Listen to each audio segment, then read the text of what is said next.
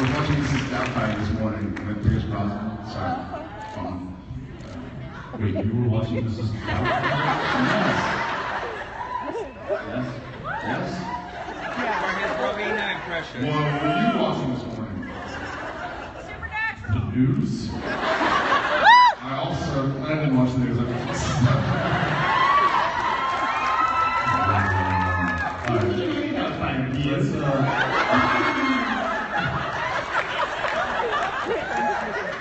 I'm so sorry for it. The reason we keep going in the middle is because we can't see this.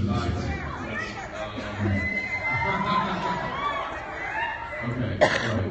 There's the. Okay, how about yes, right here with the no, right with the fan thing. That's happening.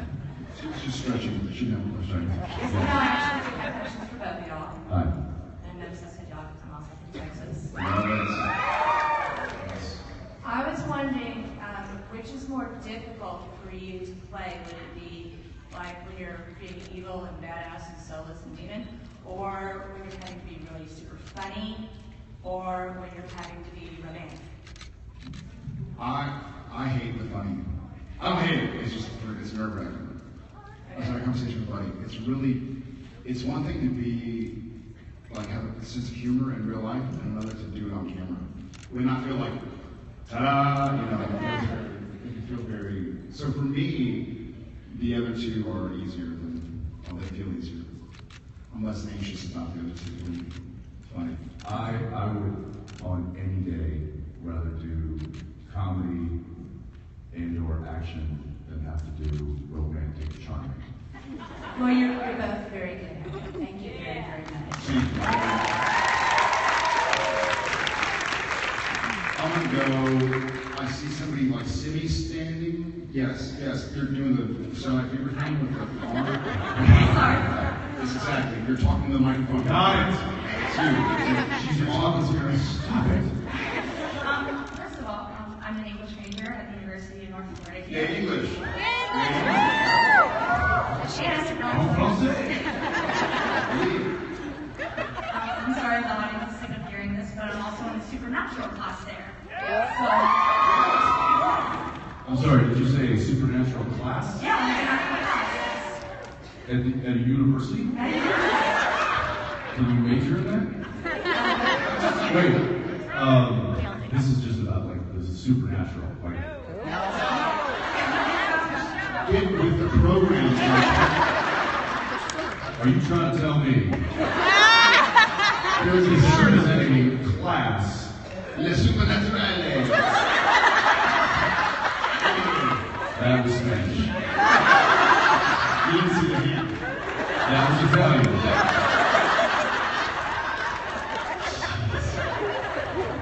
I'm so sorry. Sorry. Speak slowly. It's Monday. Oh wait, I'm just, I really want to understand this.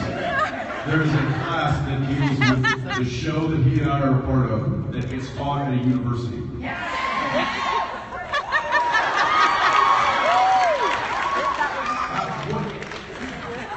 What curriculum is that a part of? It's actually part of our general education writing class. Of course it is.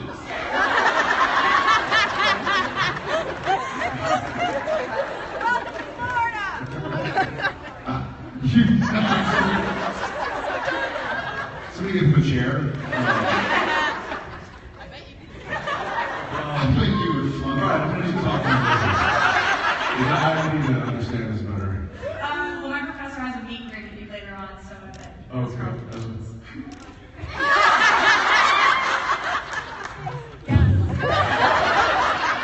What school is this? The University of North Florida. Okay. The University of Eric Kripke.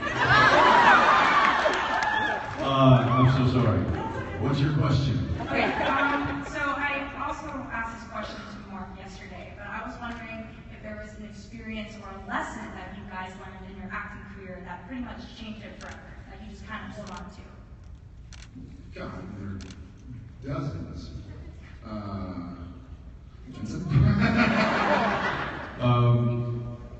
Yeah, yes, there were many little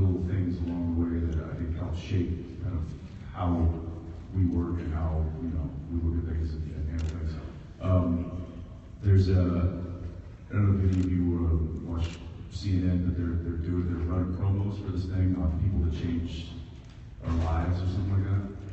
And that got me thinking, like, I wonder if there's one person that was like responsible for like skewing me on the path that I'm on today. And I started thinking, and I thought back to when I was on Days of Our Lives.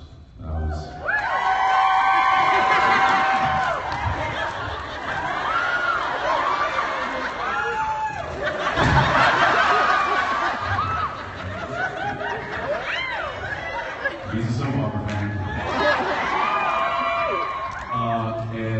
And I was young. I had just gotten to Los Angeles and was maybe 19, 20. And Deidre Hall, who plays Marlene.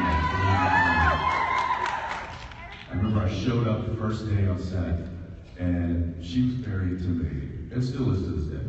But I remember she came up to me and she said, "Know your lines, hit your mark, and stay out of my light."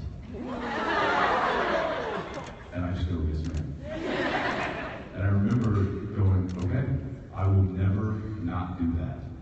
And then as I worked on the show a little bit longer, she really kind of took me under her wing. And then when they came to me at the end of my 3-year contract and said, "Hey, we want to renegotiate another 3 years," she pulled me to her dressing room. She was like, "Not enough.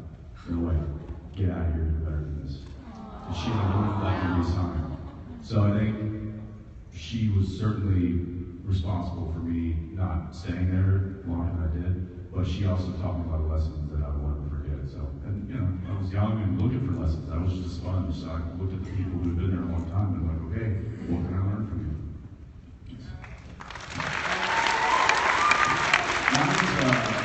Mine's less specific, and I think it probably, maybe with the way you posed your question to being in school and having just read David Bowie's Proust questionnaire answers, which are fantastic, and they asked him what his ideal, what's perfection to him, and his answer was reading. And I guess what I kind of gathered from my time as an actor is that you can learn so much from reading and from knowing other people. You don't have to literally experience everything to experience everything. And you can learn, like I've learned so much from Sam, I've learned from Dean, I've learned from movies I've watched, from books I've read. And so I think I learned that with an open mind, you can really learn a lot by being aware of your surroundings, being aware of other people, and kind of this level of empathy I empathize with a fictional character, very much so, you know?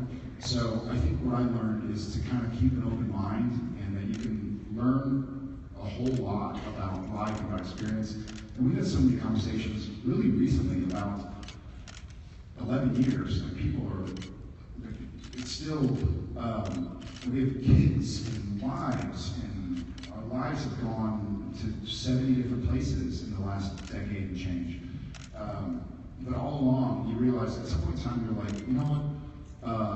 One of these days, when I get around to living, I'm going to do this. One of these days, like when life starts, I'm going to do that.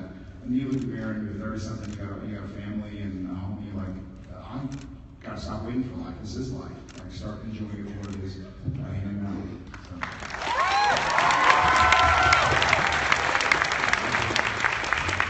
That's it? Yeah, you just ate up all your time with your questions. Is it 2018 now? It's 2018 now. We love you guys. We'll see y'all later.